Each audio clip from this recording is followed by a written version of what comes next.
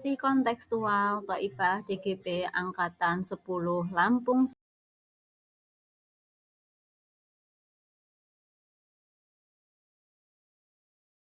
Yuk. Assalamualaikum Pak Ilham. Waalaikumsalam Bu Thaifah. Apa kabarnya Pak? Alhamdulillah Bu, kabarnya baik. Pak Ilham, di sini saya akan praobservasi kegiatan kucing yang Bapak lakukan. Pertama-tama saya akan mendiskusikan rubrik penilaian kucing ini.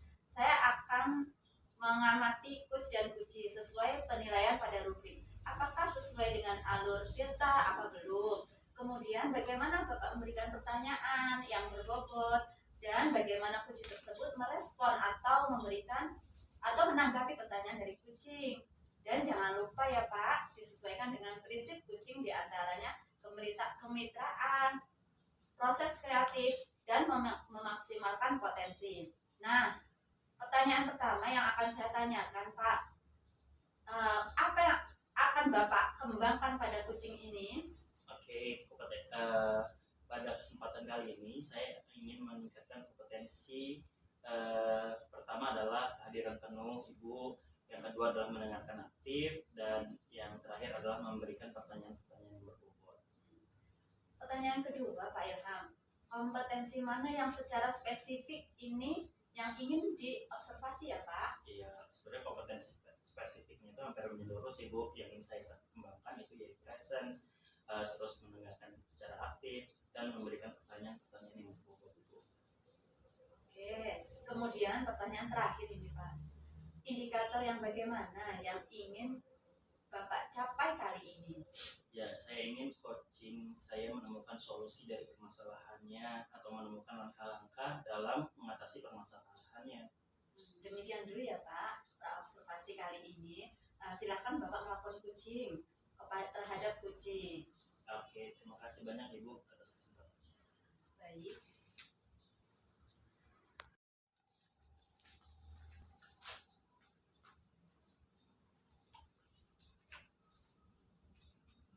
Ilham, boleh saya minta waktunya Pak? Oh, boleh Pak Fahmi. Gimana Pak Fahmi? Apa yang ingin Bapak ceritakan? Jadi Pak, saya itu mau bercerita ketika saya tadi di supervisi kepala sekolah. Jadi ceritanya gini Pak, saya tuh ditegur kepala sekolah karena ketika saya mengajar siswa, kemudian di sekolah saya tuh mengajar tanpa buku teks Pak. Beliau, saya jelaskan ke beliau bahwa saya memang biasanya seperti ini, mengajar tanpa buku teks, tapi saya juga sudah mengacu memberikan sumber-sumber yang lain sudah sesuai dengan kurikulum. Saya jelaskan seperti itu, beliau agak singgung kayaknya Pak. Oh begitu Pak. Kira-kira hambatan apa yang menyebabkan Bapak tidak menggunakan buku teks? Saya sudah terbiasa Pak mengajar dengan seperti itu tanpa buku teks. Yang jelas memang itu materinya sudah sesuai dengan kurikulum Pak. Gitu. Terus apa kelebihan yang Bapak rasakan saat tidak menggunakan buku teks Pak? Saya itu merasa bebas Pak menyampaikan materi. Jadi istilahnya mau pakai dari sumber-sumber yang lain tuh saya bebas rasanya Pak, enak nyaman gitu Pak bagi saya. Oke, kalau boleh tahu nih Pak, pada saat Bapak mengajar, sumber belajarnya itu dari mana kalau bukan buku teks? Biasanya saya ambil dari internet Pak, ada yang dari video, ada yang dari artikel-artikel.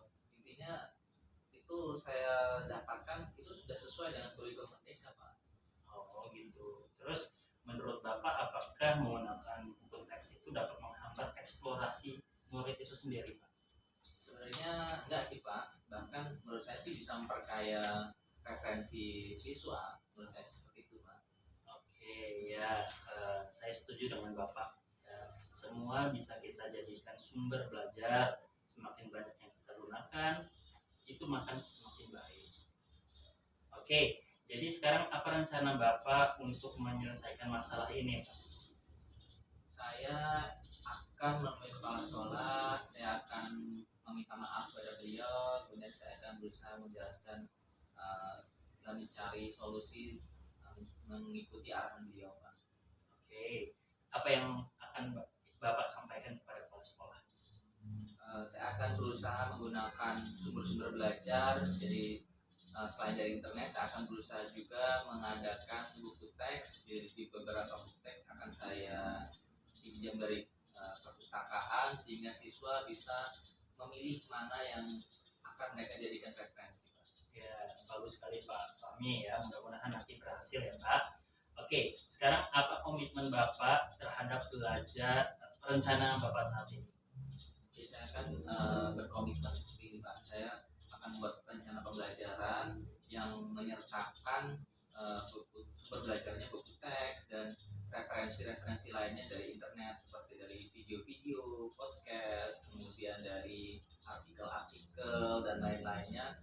Kemudian nanti saya akan membereskan siswa mau milih yang mana, sehingga mereka akan merasa belajar dengan enjoy, tidak tanpa unsur paksaan. Oke, wow itu cukup bagus sekali menurut saya sih Pak. Ya, saya sangat mendukung apa yang Bapak inginkan. Yang mudah-mudahan semua berjalan dengan lancar dan sesuai harapan Bapak ya. Ya Pak, terima kasih Pak. Amin, amin. Ayo Rabbal Alamin, semoga bisa semakin meningkatkan untuk siswa-siswa kita ini Pak ya. Oke, siap.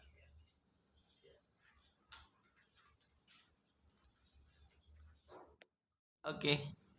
Assalamualaikum Pak Ilham. Tadi saya melihat Pak Ilham sudah melakukan coaching. Saya akan menanyakan beberapa pertanyaan pasca observasi ini ya Pak. Yang pertama, apa saja yang dilakukan pada saat melakukan coaching terkait indikator pencapaian yang diinginkan? Oke, di coaching ini saya sudah melakukan coaching dengan alur tirta. Yang pertama, menanyakan tujuan, identifikasi, rencana aksi, dan tanggung jawab Ibu. Sehingga alur tersebut itu bisa menggali coaching untuk menceritakan permasalahan dan menemukan solusi-solusi yang ada. Oke Pak Ilham, menurut saya memang coaching yang tadi Bapak ini, saya sebagai observer tadi juga menilai proses coaching Pak Ilham dan Pak Fahmi sudah berjalan dengan baik, dan juga proses alurnya sudah sesuai dengan alur tirta, dan juga Pak Ilham sudah menggali dan memberikan pertanyaan-pertanyaan yang berbobot kepada Pak Fahmi, sehingga Pak Fahmi menemukan solusi dari permasalahannya. Dan juga coaching sudah dilakukan dengan prinsip coaching. Pertanyaan terakhir ya Pak, sebelum kita tutup, kompetensi apa lagi sih yang ingin Bapak capai dan kembangkan berdasarkan hasil melakukan coaching yang barusan dilakukan? Oke, kompetensi yang ingin saya lakukan dengan cara lebih memahami lagi proses cerita, dan saya bisa lebih baik lagi dalam melakukan coaching kemudian harinya itu. Demikian ya Pak, semoga kedepannya kita bisa melakukan coaching yang lebih baik lagi. Demikian pasca observasi kali ini, semoga bermanfaat bagi kita. Saya tutup. Assalamualaikum Pak Ilham. Waalaikumsalam, Ibu Teh.